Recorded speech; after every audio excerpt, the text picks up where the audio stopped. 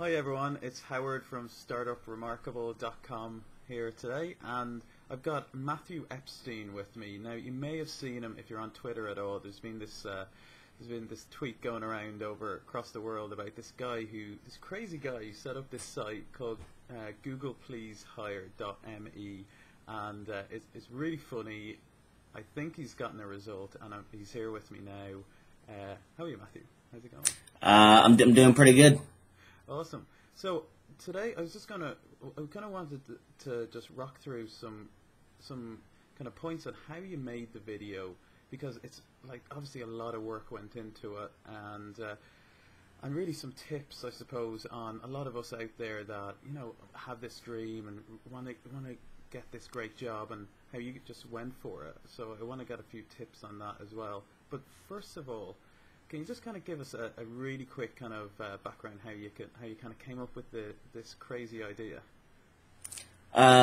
Yeah, sure. So, believe it or not, I'm actually not always walking around without pants and a mustache. Really, what happened was I left it was an amiable split from my last job, and basically I've been working since I was like 19 probably. So I've never not had a job, so I guess just instinctually, once I left my job, I jumped on LinkedIn, and I just started applying to everything that interested me, Apple, Facebook, the list goes on. So 2 weeks went by, and I thought for sure, someone was gonna realize I had something to offer. But after that 2-week period, I didn't even get a no, couldn't even get a response. Okay. So I started getting really frustrated, and I was sitting at my computer one day, and I just kind of said to myself, please hire me already, which is probably a sentiment kind of shared with a lot of people, I guess in Europe too, but also in the States. And when I heard myself say, please hire me, it sounds cheesy and cliche, but a light bulb went off in my head, one of those inspirational moments, and I jumped on, a hosting provider, and I looked up GooglePleaseHire.me, and first I was amazed it was open. I bet you everyone has now purchased ApplePleaseHire.me, FacebookPleaseHire.me. I should have had the insight to purchase those, because I probably could have made a living on that. Sell them on. Yeah, but So when I got the URL, I didn't know what. From the time I said, please hire me, to the moment I went on the server and the hoster and actually bought it, it was probably 2 minutes. And I didn't even know what I was going to do with it. I knew that I had GooglePleaseHire.me, but it was basically, over those 4 weeks that I started fleshing out what I was going to do. Okay, so tell me what was going on in your head in those kind of 4 weeks. So you registered domain, so you kind of thought, right, this is something I could do. How did that become such a, professional-looking site? And, that video is obviously very professionally done. Can you just kind of talk us through how you kind of fleshed that out? Yeah, I mean, I'm a firm believer that anyone who's willing to hustle can put something great out. You don't need a marketing budget of millions of dollars and all these media outlets to get you to where you need to be. The Twitter guys, for example, did something similar to me. They did it for free, and basically they created HIRME on Twitter, and they followed companies, and it said hire me, and that's how they got hired. So it doesn't have to cost money. But in my case, just like the Twitter case and a lot of other people who have done creative things, it was about the hustle. So luckily, I knew web development. I obviously knew marketing. I already knew design. So everything you see, the website, my business cards, my copy, my messaging, my branding, 98% of everything you've seen actually came right from my computer. I did it. I didn't hire anyone. The only thing I paid for was a web shop. My friend at Impact Design Works, he helped with a little bit of the dev, some things I couldn't do, because obviously I'm a marketer, I'm not a developer.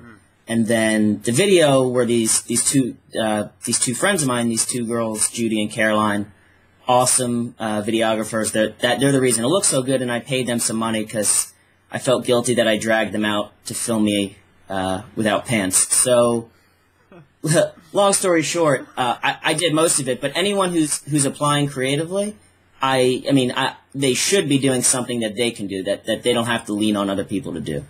Yeah. Okay. Cool. And like you pretty much put all your eggs into this one basket. Were you nervous that, if you didn't get hired, it's a bit of egg on the face? Did you have any doubts about it? Yeah, I got to look back at my first blog post, but I think I talk about the fact that it freaked me out that I'm publicly putting myself up on display for failure. It definitely made me nervous, but I think that's what I talk about in my blog, which is don't even think about it, because if you think about it too much, you're going to psych yourself out, and then you'll never end up doing it. Yeah. Luckily for me, I guess it paid off. Nice. Cool. And the video itself then, so how did you kind of, that looks really, really well done, well scripted. Did you get a lot of people helping you with that, or is it all kind of your own creation? No, the script, I wrote it myself. The character is mine. It's part of my personal branding from a few years ago. A lot of people knock me because they told me, he's all talk. There's nothing in his campaign that actually says what he can do for Google. But the whole point that I think a lot of people missed is my campaign is my way of showing what I'm capable of. Marketing is about messaging and positioning. That's what I did. It's about branding. That's what I did with my personal brand. It's about your ability to generate revenue and generate traffic without spending your whole budget. I did that. I came in under budget. So the campaign itself is really my resume. And I think that answers your question. Yeah. Well, I checked out your resume, and I suppose the key thing is you haven't just started yesterday. You got some great experience there as well. And which things do you think that you've kind of learned over the last few years kind of most stood to you when you wanted to put out this really good piece of personal branding? I worked at a digital agency for 3 years, and I got to touch every department, so I got to see what development was like. I got to actually play with code. I got to work in the design department. I got to touch every facet of that company. Their name's Definition 6. They're an agency in Atlanta. And I think it was really my experience with all the departments that really, when I'd go home, I'd want to learn more about them, just because I'm not great at anything, but I think I'm good at everything. So I'll never be great, but I at least like to know I can put up a site and create a brochure that doesn't look horrible. Yeah. So, and that would be is it WordPress or something like that, or? It's a WordPress template, but sure. it's pretty skinned. It's pretty custom. Yeah. Okay. Cool. And so, are you hired now? I don't know. I haven't kind of seen the absolute update yet. So. Yeah, they actually they called me and they want me to be CMO. Starting salary is about $500,000, and I'm pretty pumped about it. And then I woke up and I realized I only have a phone interview on Wednesday, which is still pretty awesome. Not awesome as being CMO, but I'll definitely take it. Okay, nice.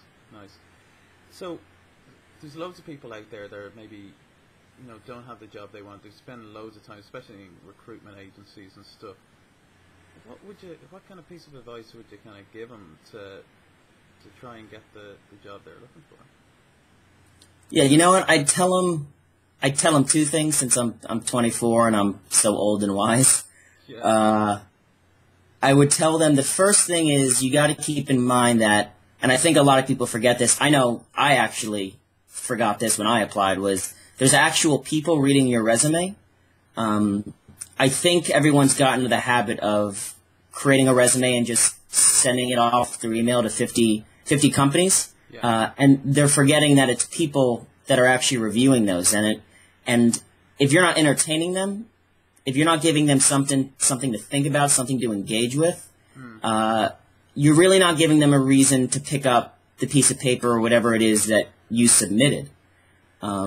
I think a lot of the reason I've received so much email and so much communication from HR people is because they've kind of been waiting for things like this, just beyond the paper, this is my name, this is what I do. I mean, as human beings, I just don't think we respond to things like that. And I would say, first off, to finish this point, is if whatever you're applying, if whatever you're giving them as part of your application,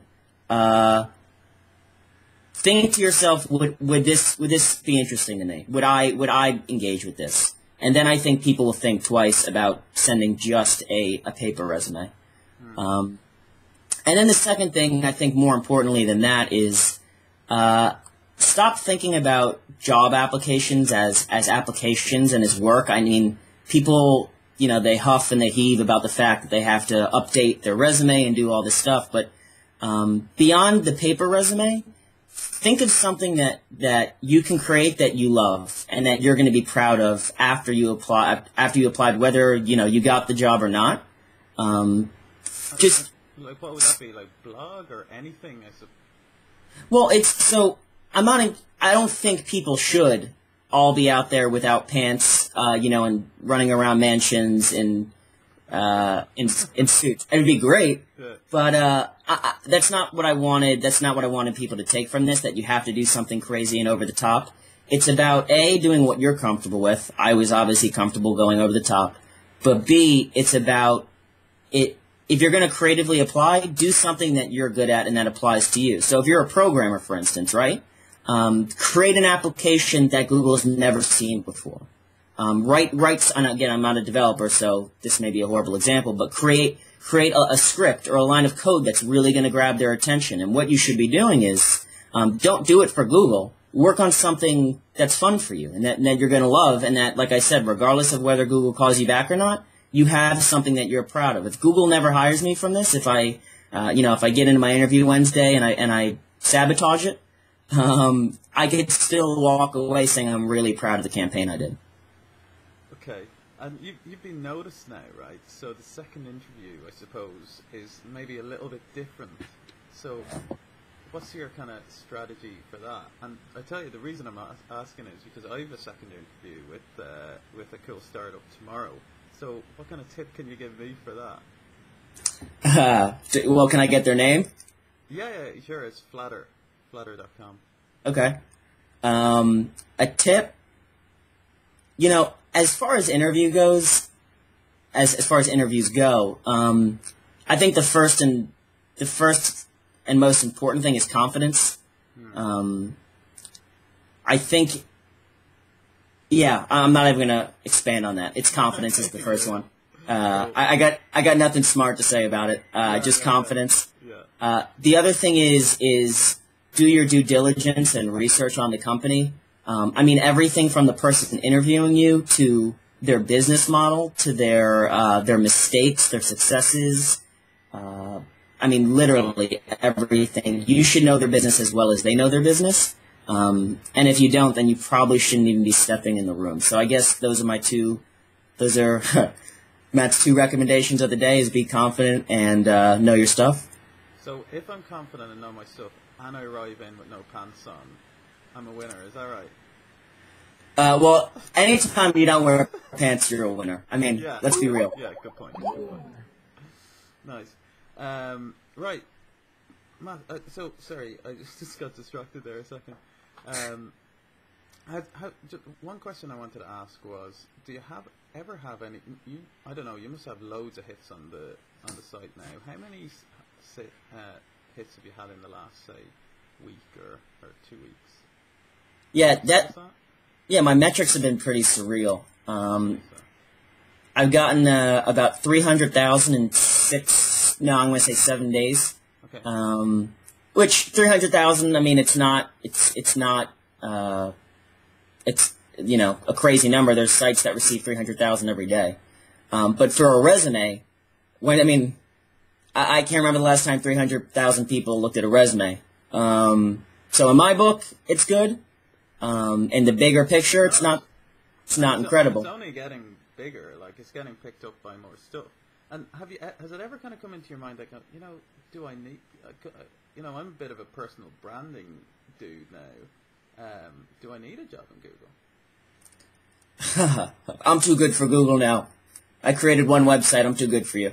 But I'm just kidding with you. Google, I still like you, by the way. I'm not too good for you.